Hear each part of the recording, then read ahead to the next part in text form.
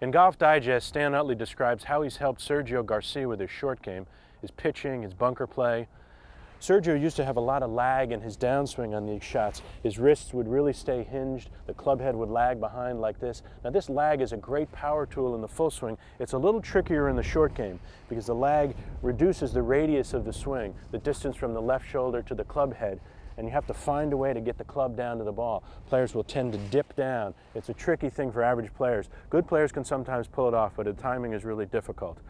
Now what Utley wants you to do is to actually undo all that lag at the ball, down through the bottom of the swing. Now the key, if you do that, is you have to be on your left side and you have to keep turning through the shot.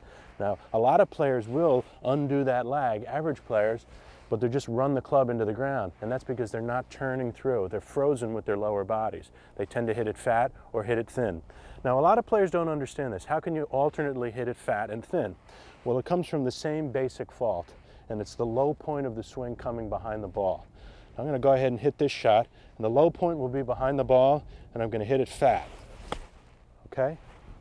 Now I can have the same problem of the low point being behind the ball and hit it thin. What happens is a lot of players try to help these shots up in the air. They fall back on their right side, and the club bottoms out behind the ball, just like on the fat shot, and the club hits it on the upswing. Looks something like this. So it's interesting, you can hit fat or thin shots alternately with the same basic problem, the low point of the swing coming behind the ball. So how do you get that low point forward?